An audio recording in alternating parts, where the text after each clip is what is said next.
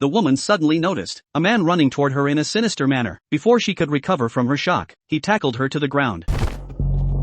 Instantly, she lost the ability to resist. An older man nearby tried to intervene, but he was no match for the attacker. Taking advantage of the distraction, the woman fled into a convenience store, but the man had no intention of letting her escape. Like a monster, he charged into the store. The woman had no choice but to flee for her life. The back door was locked tight, but luckily the man appeared just in time.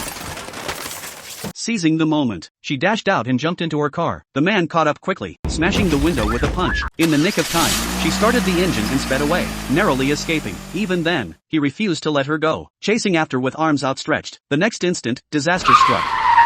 But why was this woman being hunted by this eerie man? The story began several days earlier, on a quiet morning. Lisa, a teacher, was teaching at school as usual. Unexpectedly, only one student, named Alex, showed up for class, because at 2:17 a.m. the previous night, all 17 students in the class had woken up simultaneously. They then fled their homes in a bizarre manner. They seemed to share a common destination, running relentlessly in the same direction, until they vanished beyond the surveillance camera's reach, leaving no trace behind. Police scoured every corner of the town, but the children remained missing. As their teacher, Lisa was the first person the police questioned. They suspected she had encouraged the children to run away from home collectively, yet Lisa appeared utterly innocent, claiming she knew nothing about it. Lisa became the townspeople's scapegoat. Parents of missing children frequently called her with abusive messages. Even her car was spray-painted by some parents, with the word witch in large letters. To clear herself of suspicion, Lisa decided to investigate the matter herself. She went to the home of Alex, the only child who hadn't run away, only to find the front door tightly locked. Lisa peered inside, only to be startled instantly. Alex's parents sat rigidly on the sofa, motionless as if possessed. To gather more clues, Lisa decided to stake out Alex's house nearby, conducting her investigation covertly. But soon, exhausted, she fell asleep. Just as she drifted off, the door to Alex's house slowly creaked open. Immediately after, Alex's mother emerged holding scissors. She didn't intend to harm Lisa, but instead climbed into the backseat of the car. Without a word, she snipped off a lock of his hair. Lisa remained completely unaware. The next day, Lisa arrived at the gas station. A parent from her class approached her. Ever since his child ran away, he had been checking the surveillance footage of nearby neighbors. He finally reached a shocking conclusion. The route the children took after disappearing all led to one place. The parent shared this clue with Lisa, hoping she could help figure out where the children went. But unexpectedly, at that very moment, a man resembling a monster suddenly charged toward him. And this man was no stranger to Lisa. It was the highly respected principal of the school. Why had the principal turned into a monster? It turned out that just the day before, a woman with bright red hair had sought out the principal, claiming to be Alex's nanny, and requesting information about the boy. The principal insisted that such inquiries required the child's parents.